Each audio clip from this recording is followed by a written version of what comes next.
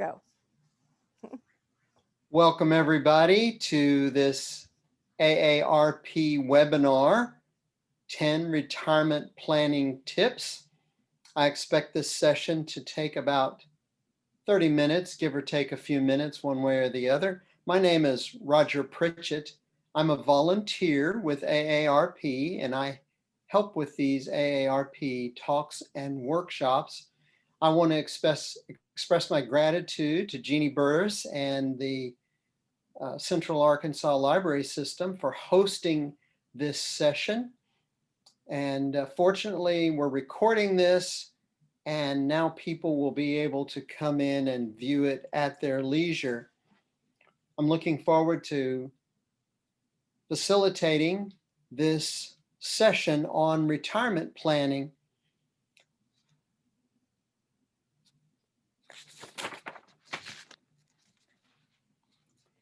First, let's begin with a little disclaimer.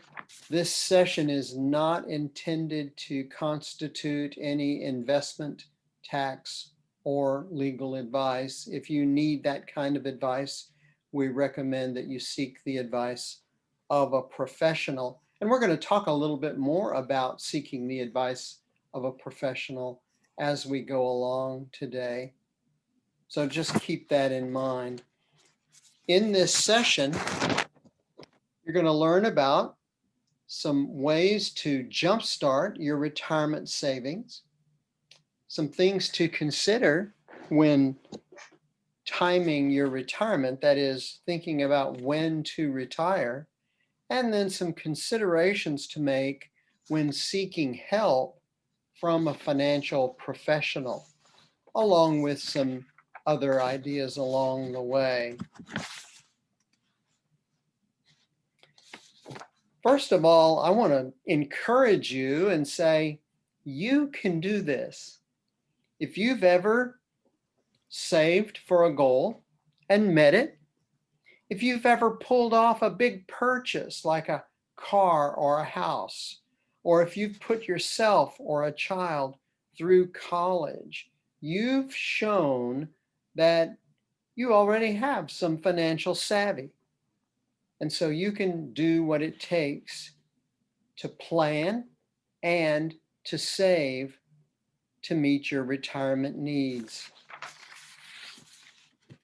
And so let's get started with our 10 tips. The first one's a really simple one, and that is start saving now. You've heard the expression before, the best time to plant a tree is today. Well, that's also the best time to start saving. If you haven't already started saving, of course, you can wish that you had started yesterday or last year or 5 years ago or 10 years ago, depending on your age. But whenever it is, start saving today. The sooner you start, the longer you have to save and invest, and the less you need to save each day. And that brings us to tip number 2, which is free up money to save more. So you start saving and then you look for ways to find even more to save. Now, everybody can save something, regardless of your current financial situation.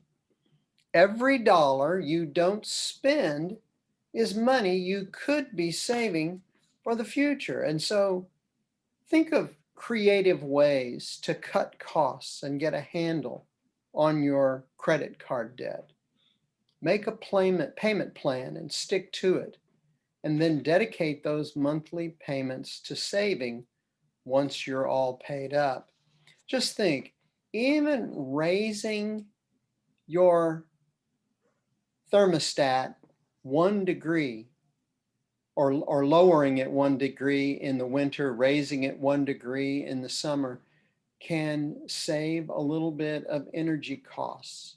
You may find ways to save a little bit more at the grocery store. All of these things will end up helping you in the long run. And I want us to think now about some money saving tips. We're going to play a quick little game. Just do this in your own head. If you have a little piece of paper there, you might jot down your answers. But I want to show you how some simple everyday decisions can help you free up money for your savings goals. Now I'm going to share some money saving tips, and you try to match it with the potential dollar amount that could be saved. And you can see those there along the bottom: $100, 63, 1336, or D, 325. All right, first, number one, washing your clothes in cold water can save how much in energy costs per year? Number two, buying gas on Mondays. Listen, buying gas on Mondays can save how much per year? Number three, prolonging the life of your fruits and veggies by wrapping them in a paper towel can save you how much per year? And then finally, maxing out your retirement plan by matching it at work could help you save an average of how much in free money every year? All right, well, here's the answers. Washing your clothes in cold water can save you $63 in annual energy costs. Buying your gas on Mondays, amazing, isn't it? Buy your gas on Mondays.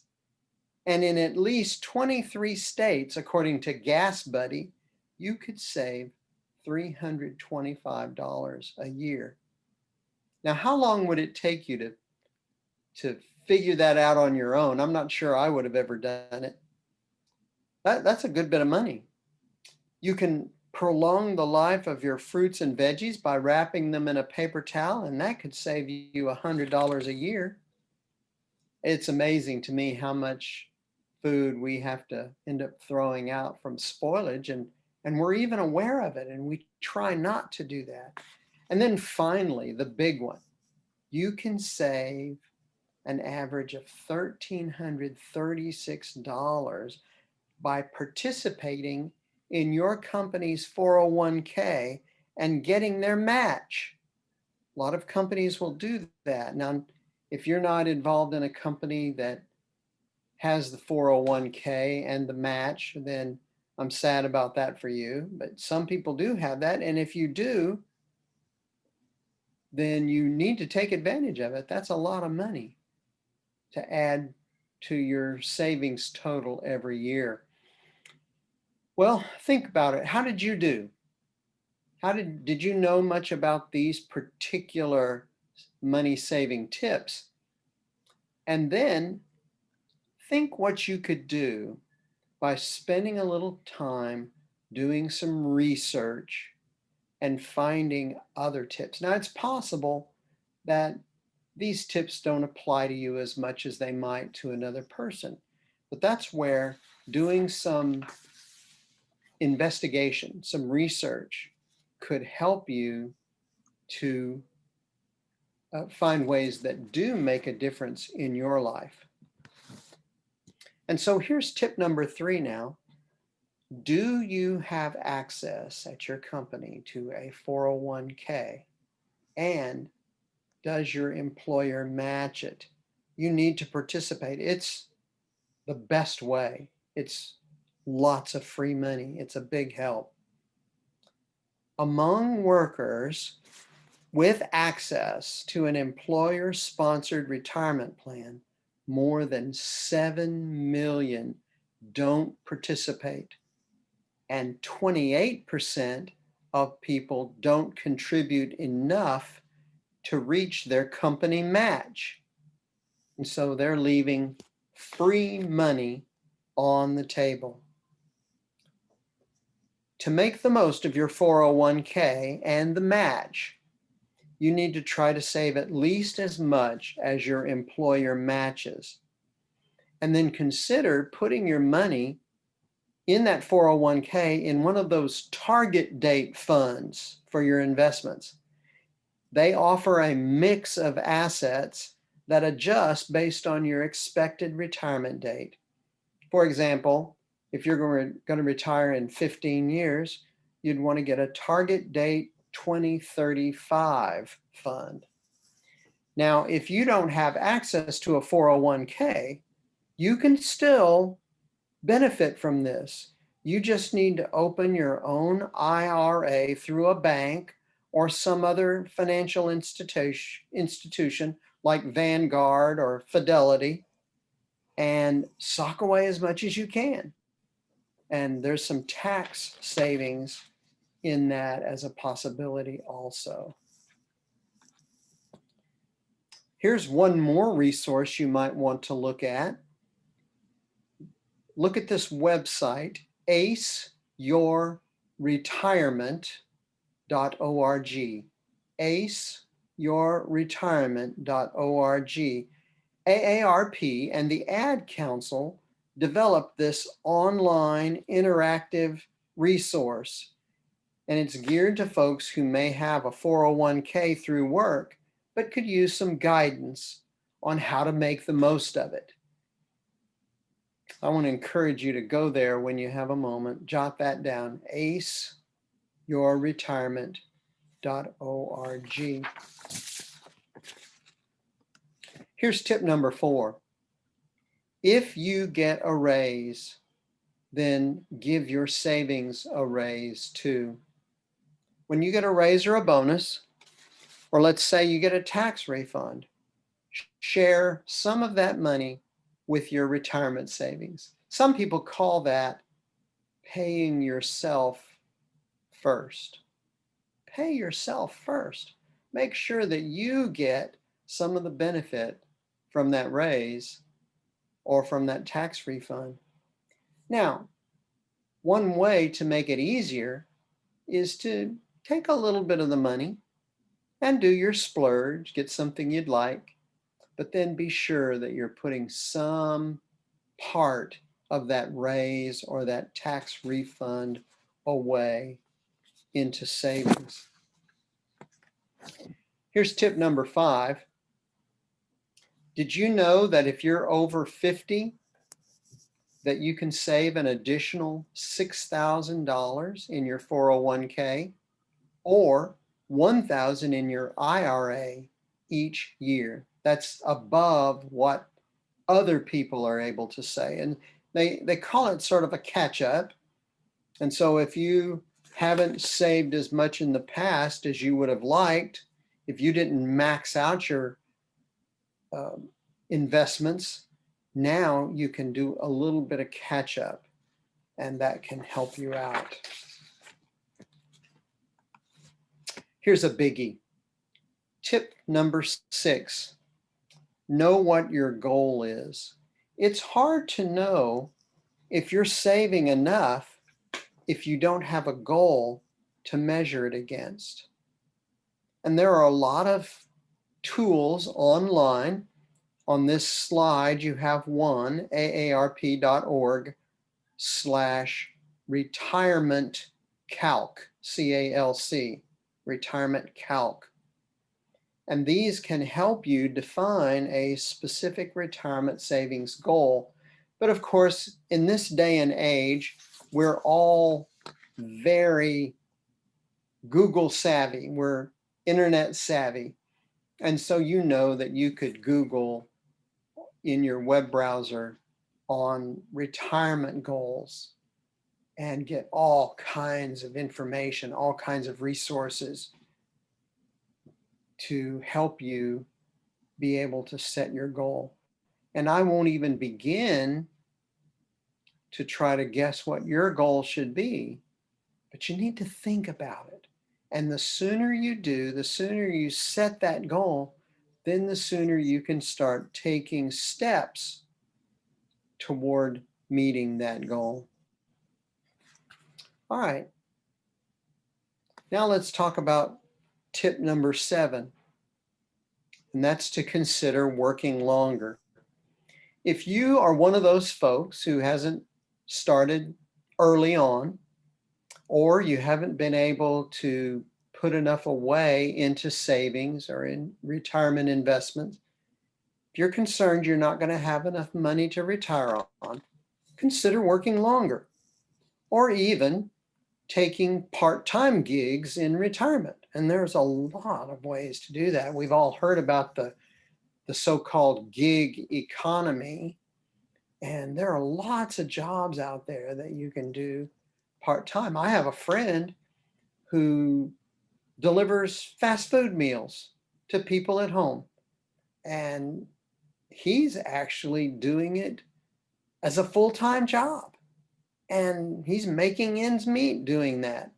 He likes it better than what he was doing before, and so why not? But there's lots of other options, lots of other opportunities out there. Now, not everybody's going to be able to work longer, but it's an important consideration. It gives you more time to save and invest, and less time to have to use your savings, use your retirement funds in retirement. The longer you work, the less of that you will need. Here's tip number 8. Consider delaying your Social Security.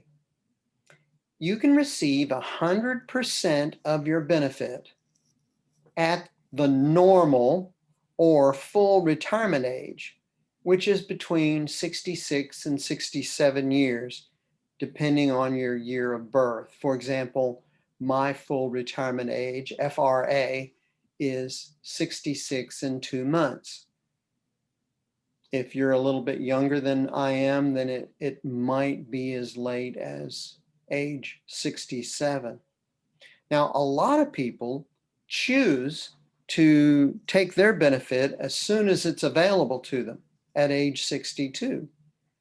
But if you claim your retirement benefits at age 62, your benefits are going to be permanently reduced by 25 to 30%, depending on when your full retirement age is.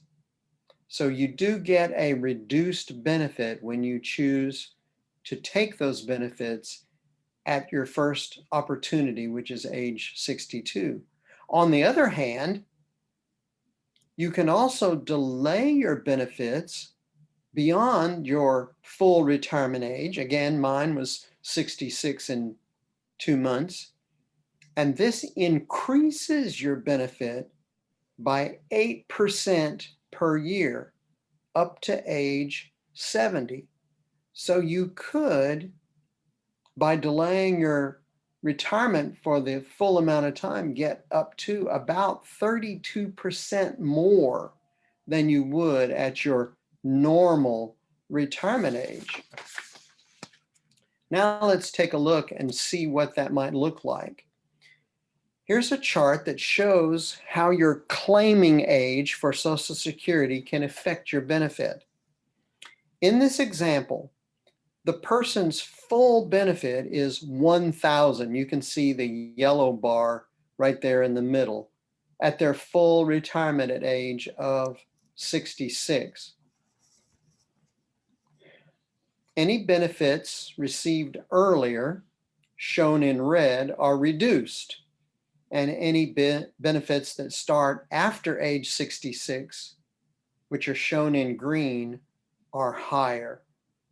And so if this person who would get $1,000 at their full retirement age, this is just a hypothetical example, if they decided to start their benefits at age 62, their monthly benefit would only be $750, 75% of their full benefits. But if that person were to wait until age 70, the monthly benefit would be over $1,300. Again, there's that 32% more. So if you're healthy and you can manage it, you should consider waiting until you reach your full retirement age, or even age 70. Deciding when to claim your Social Security benefits is a personal decision. Only you can make it. But the impact isn't just on your retirement benefit. It also affects the survivor benefit your spouse will receive if he or she outlives you. And so that's something else to think about. On this slide, we want you to guess, take an educated guess. What do you think is the average benefit of Social Security recipients these days? Is it A, $987, B, $1,126, or C, $1,461? If you chose C, 1461, you're correct. 1461 is the average monthly Social Security retirement benefit. Now that equates to $17,532 a year. Here's tip number 9. As you think through when to retire, also start thinking about where to retire. You'll want to consider what's affordable and then also take into account livability. That is, in terms of what services and amenities are available in a community that impact your life the most. And everybody's different. If you're the kind of person who likes to be around the opera or orchestral performances or plays, then you need to take that into account about where you live. Now, here you can see the URL at the bottom of this slide, aarp.org/livable. And you can look up many community livability scores there at this website. And I encourage you to go there to find out more about this. Now, for example, you might be able to move just 30 minutes away from your ideal place. And because you're a little bit out of town, the cost of living might be a little bit lower there. And because you're only 30 minutes away, you still haven't sacrificed too much of those perks that you would really like to have. So those are things worth thinking about where you're going to live. Of course, there's a lot of other things to think about too, such as do you have family or friends nearby that you want to be near? And now, if we had time, we could stop and think about, have a little discussion on when to retire and different people's ideas about that, but we won't do that at this time. But I do want to encourage you to think about it on your own. Use the topics and the tips that we've talked about from these slides today to think more carefully about when and where you want to retire. All right, we're moving right along. And now we're to the last tip, tip number 10. That is to consider getting help from a financial advisor. I mentioned earlier on at the beginning of this presentation that this was one of the things we would be talking about. You may decide that you want to get guidance from a personal financial planning advisor, a professional. And if that's the route you want to take, it's a good idea to interview several financial planners before making a decision on who to work with. And they're going to be used to this, so don't feel bad about taking a little bit of their time in talking with them to make sure that their style matches what you need. AARP offers a free online tips tool called Interview an Advisor. You can see the URL there at the bottom of the slide, aarp.org/interview an advisor. And this site will walk you through some questions to ask an advisor before hiring one. AARP developed this in association with the North American Securities Administrators Association, and the tool functions like an app. It's accessible on smartphones, tablets, and computers, and it's free for anyone to use, not just AARP members. And so, for example, this tool, among many things that it will do, it will help you with questions like this to ask those financial planners. How long have you advised clients? Have you ever been disciplined? And you can look at these websites here and actually check your financial advisor possibility and see if they've been disciplined in some way. And then one of the things that's important is that you want to have an advisor that has your best interests. And so you want to ask them, does our relationship fall under a best interest or a suitability standard? And so you'll want to check that out. That means that what you may want to consider when you get a financial planner is to make sure that you're in a fiduciary relationship. And that's because a fiduciary has to do these three things. They have to put your interests first. In other words, the relationship is not just about making them money, but it's about putting your interests first. They have to tell you of potential conflicts of interest, and they must monitor your changing financial situation. These are things that fiduciaries are required by law to do, but not every financial planner is going to be a fiduciary for you. So you need to ask about that and make sure what kind of relationship you're in. Well, finally, as we wrap up today, here's a slide that gives some additional resources, and you can find all these resources at the URL there at the bottom, aarp.org/retirement.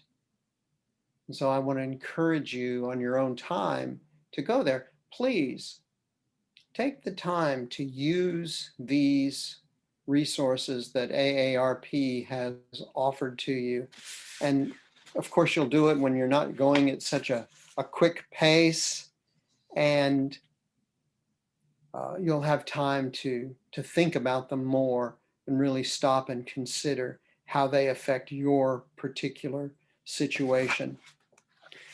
Well, that's it for today. We welcome your feedback. We're very glad to have Jeannie Burris and Central Arkansas Library System hosting this. And if you have any feedback, I would encourage you to contact Jeannie and let her know how this session has helped you or ways that we could make it better.